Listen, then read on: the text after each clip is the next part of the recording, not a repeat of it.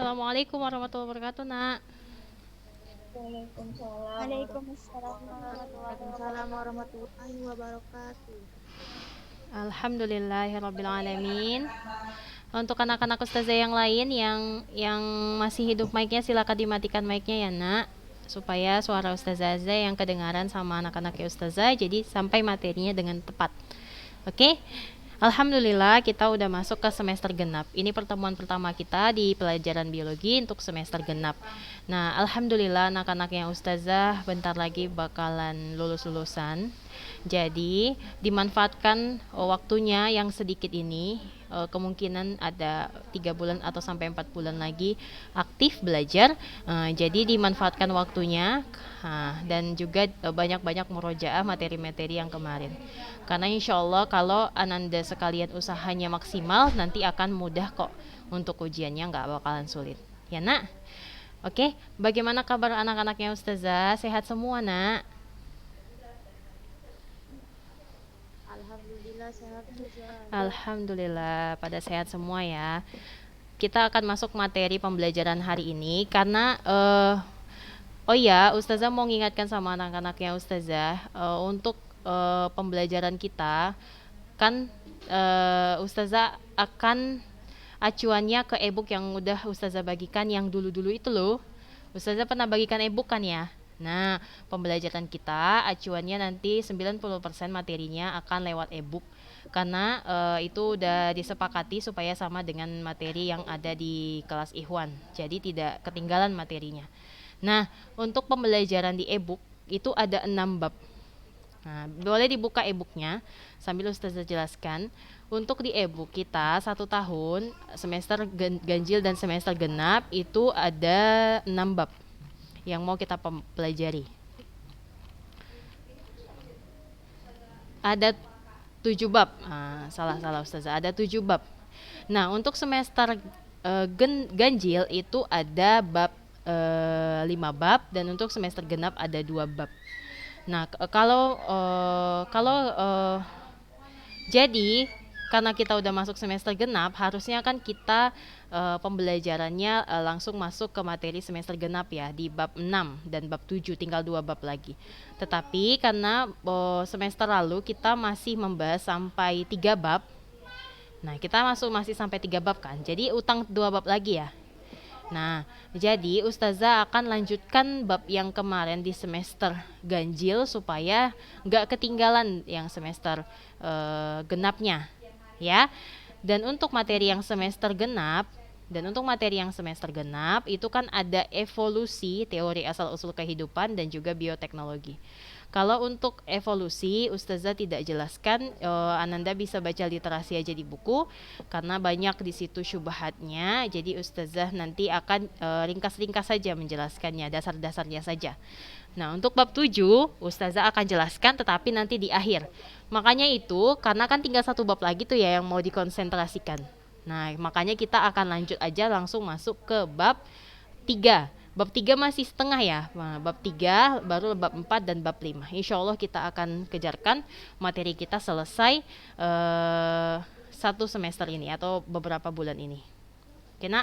Dan juga Ustazah sudah ingatkan, selama kita pembelajaran di kelas 12, Ustazah akan murojaah juga materi kelas 10 dan kelas 11. Jadi boleh dibawa 3 bukunya, atau kalau yang udah expert ingat materi kelas 10 dan kelas 11, boleh nanti ketika Ustazah tanya bisa jawab tentang materi kelas 10 dan kelas 11. Ya, Nak? Jadi kita langsung lanjut aja materi kita tentang materi genetik dan sintesis protein, bab 3. Silakan dibuka bukunya, Nak. Nah, sebelum itu Ustazah mau ingatkan kepada anak-anak ya Ustazah, silahkan diketikkan keterangan hadir di kolom chat supaya Ustazah tahu anak-anaknya Ustazah pada hadir semua nih hari ini. Ya, Nak?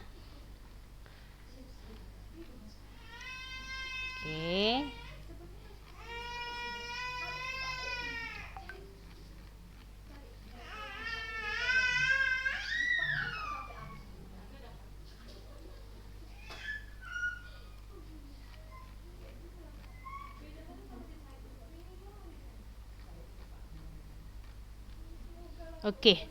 Oke. Kita masuk ke materi genetik dan juga sintesis protein. Untuk semester lalu, Ustazah sudah jelaskan tentang materi genetik. Materi genetik itu terdiri dari macam-macam komponen-komponen. Di antaranya ada kromosom, ada istilah kromosom, ada istilah kromatid, dan ada istilah kromatin. Apa yang disebut dengan coba sebutkan perbedaan antara kromosom, kromatin, dan kromatid. Nah, udah semester lalu itu loh, harus ingat sekarang.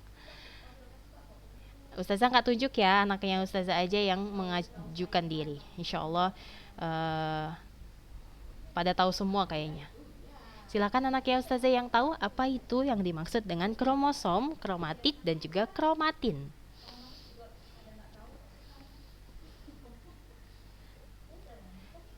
Silakan.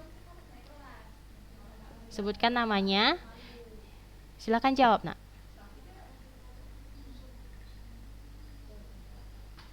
Silakan. Nah, Sofi Magrina, silakan, Nak.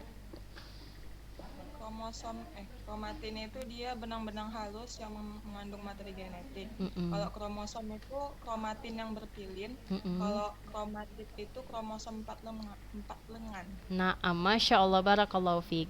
Pada ingat semua ya. Benar yang dikatakan Sofi Magrina, Masya Allah. Jadi kromatin itu adalah benang-benang halus yang mengandung materi genetik. Itu dia kromatin. Nah, kromatin itu tersebar di seluruh sel dan bentuknya seperti benang-benang. Itu dia makanya istilahnya kromatin. Sedangkan kromosom itu adalah kromatin yang sudah berpilin atau memendek, seperti yang disebutkan oleh Sofi Magrina tadi. Dia memendek, memadat, membentuk yang namanya kromosom, tapi dulunya dia kromatin. Udah? Kemudian ada istilah kromatid. Nah, kromatid itu adalah kromosom 4 lengan. Tadinya kromosom itu cuma atas dan bawah ya, lengan atas dan lengan bawah. Sementara kromatid itu adalah kromosom 4 lengan, sudah ada double, sudah ada dua di lengannya, sudah ada 4. Sudah? Kemudian, nah, ada lagi nih, satu lagi pertanyaannya. Kromosom itu terbagi atas 5 jenis menurut tata letak sentromernya. 5 atau 4 jenis. 5 jenis kalau saya tidak salah ya. Dibagi berdasarkan letak sentromernya. Ayo, silahkan anaknya Ustazah yang lain atau Sofi juga boleh. Nah, yang lain coba sebutkan nama-namanya aja pembagian dari kromosom yang terbagi atas tata letak sentromernya. Silakan, Nak.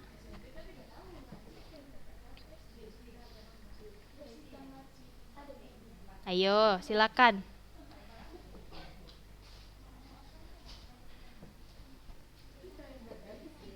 Ayo, Maisarah, udah dibuka mic-nya itu, silakan, Nak.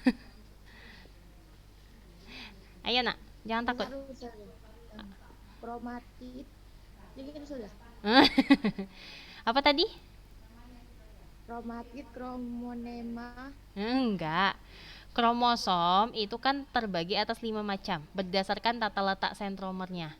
Nah, sentromer tahu dong yang bulat-bulat kecil yang di tengah itu, ya kan? Nah, berdasarkan tata letak sentromernya, kromosom terbagi atas 5 macam.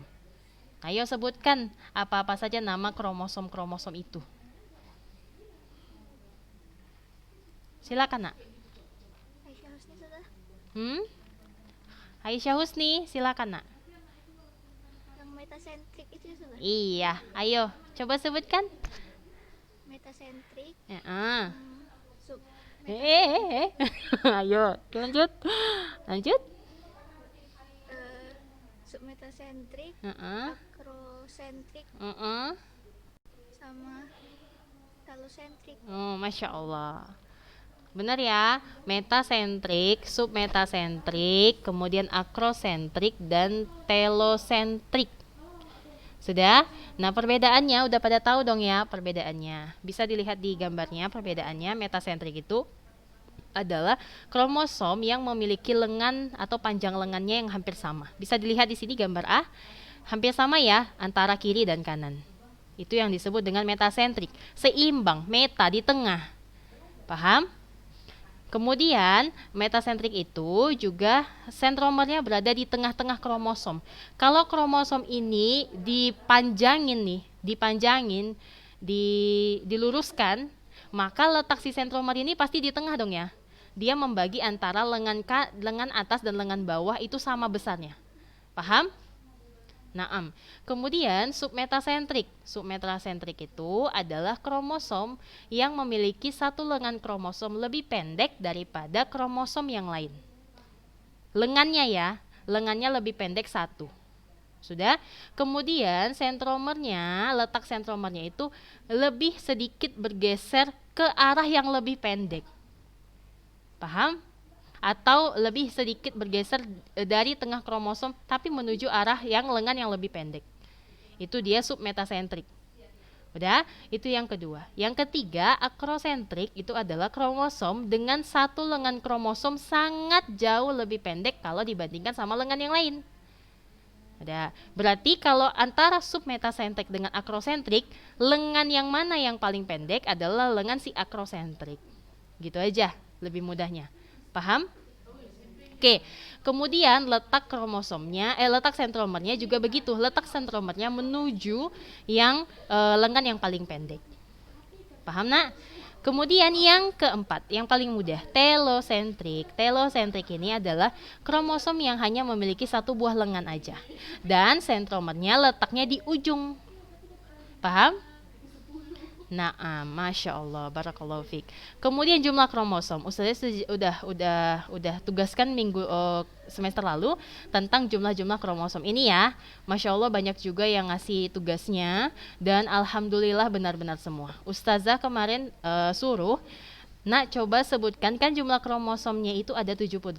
Berapa yang sel somatik dan berapa yang gonosom, ya kan? Kromosom yang sel somatik dan kromosom yang sel kelamin, atau kromosom tubuh dan kromosom kelamin, ya kan?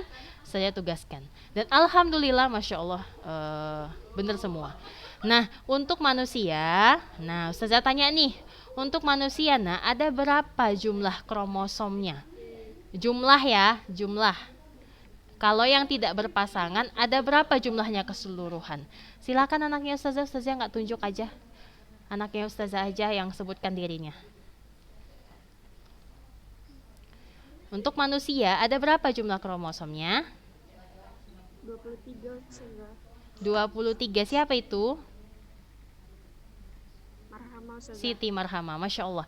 23 itu yang berpasangan ya. Nah kalau Ustazah tanya jumlah kromosom, berarti jumlahnya ada 46 kromosom. Atau dalam kurung 23 pasang. Benar ya?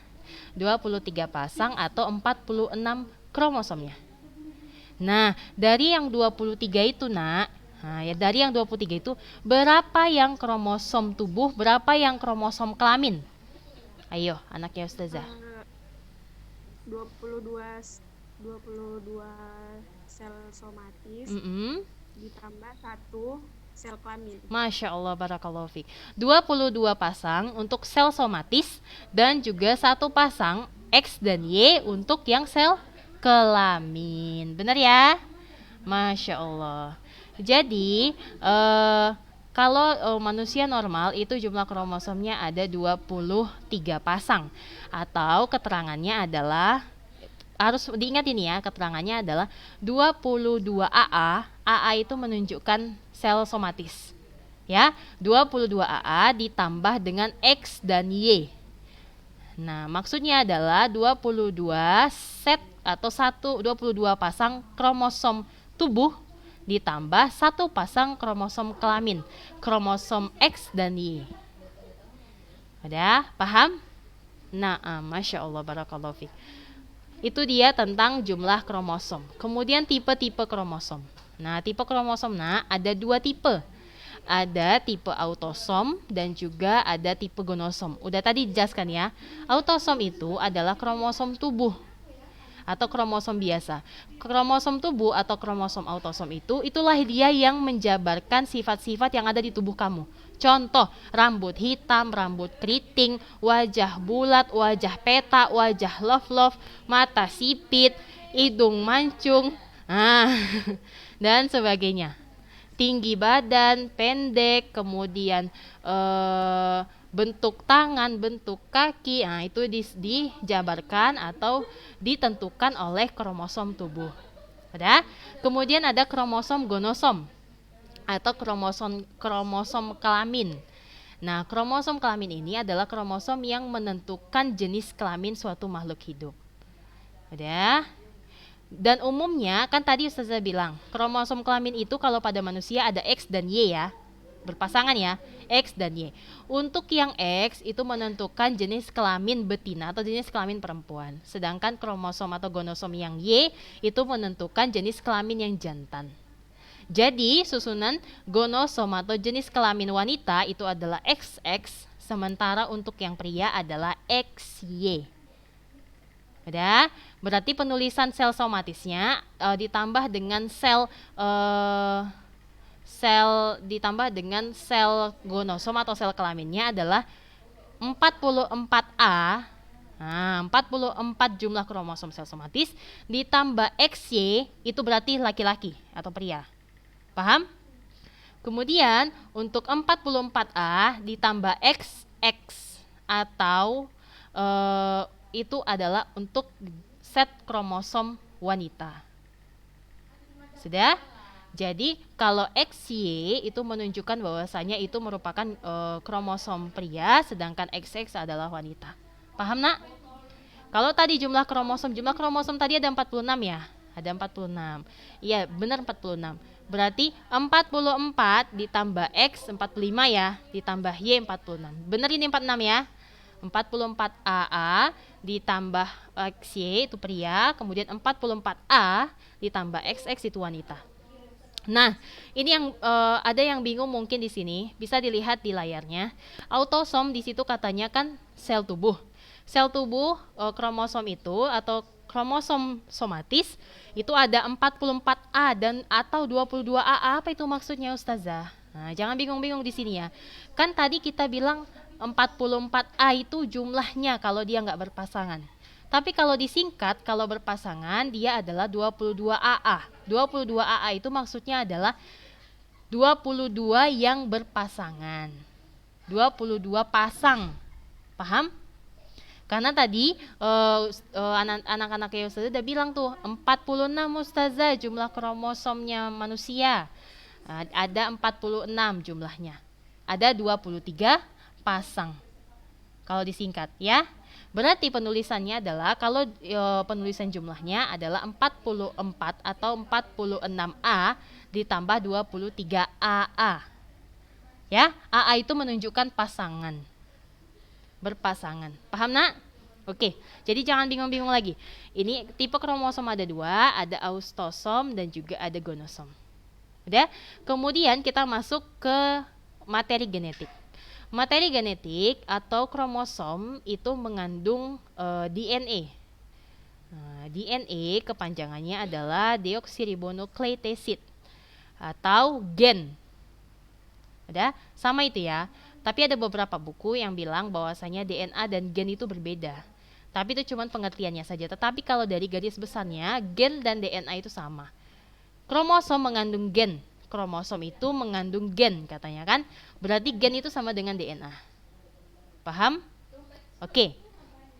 Yang perlu Ananda sekalian ketahui, DNA itu adalah berpilin. Nah, pernah dong siapa di sini yang udah pernah dong ngelihat tali rapia yang berpilin? Tahu kan? Yang berpilin. Nah, seperti itu dia nak. Kalau dijabarkan, kalau diperbesar bentuk kromosom itu atau bentuk DNA itu kan berpilin ya. Nah, berpilin itu seperti itu. Jadi dia ada dua sisi, kemudian dia saling berpilin satu sama yang lain. Makanya itu DNA atau materi genetik atau gen itu dia berpilin, terkhusus DNA. Kalau RNA dia tidak berpilin atau satu saja, satu pasang saja. Sudah? Paham nak? Oke, DNA. Oke, ini makanya DNA masih bingung-bingung. Oh, kita lihat di sini. Ini. Ustazah bilang tadi bahwasanya DNA itu berpilin. Di sini ada 2 ya. Ini ada kayak 2 utas tali yang saling berpilin satu sama yang lain. Lihat? Nampak? Nah, itulah dia DNA. itulah dia yang menyusun dari si kromosom tadi. Kalau dia kromatin, berarti benang-benang seperti ini aja yang nampak. Yang seperti gambar B. Nah, kalau dia kromosom, dia kan tadi berpilin dan memendek. Itulah yang disebut dengan gen atau DNA. Oke, dia seperti tangga berpilin. Nah, DNA itu tersusun atas rangkaian nukleotida namanya. Ustazah sudah jelaskan semester lalu, nukleotida itu terdiri atas tiga komponen. Apa saja yang menyusun DNA itu? Silahkan. Apa saja komponen-komponen yang menyusun nukleotida? Kalau apa yang nukleotida ya, nukleotida bukan nukleosida. Kemarin udah ada tugasnya tentang perbedaan nukleotida dan nukleosida kan? Ya. Nah, sekarang Ustazah mau tanya, komponen-komponen apa aja yang menyusun nukleotida? Silahkan namanya, sebutkan jawabannya. Ana Ustazah. Naam, Yasmin, Salsabila, silakan nak. Nukleotida itu tersusun dari 3 bagian, yaitu gugus fosfat, gula pentosa, sama basa nitrogen. Masya Allah, barakallahu fiik. Benar sekali ya. Benar yang dibilang Yasmin Salsabila, bahwasanya nukleotida itu terdiri atas 3 komponen. Yang pertama ada gula pentosa. Dikatakan gula pentosa berarti gugus atau gulanya itu terdiri atas 5 karbon C. Sudah? 5 karbon C atau pentosa, 5 sisi. Sudah, itu gula pentosa. Kemudian ada basa nitrogen. Kemudian ada gugus fosfat atau PO4. Atau ion PO4. Sudah? Nah, Ustazah mau tanya lagi nih. Kalau yang disebut dengan nukleotida tadi ada 3 gugus atau 3 unsur. Nah, apa yang disebut atau sebutkan komponen-komponen yang menyusun nukleosida? Silakan. Nukleosida ya, tadi nukleotida, sekarang nukleosida. Silakan anaknya Ustazah.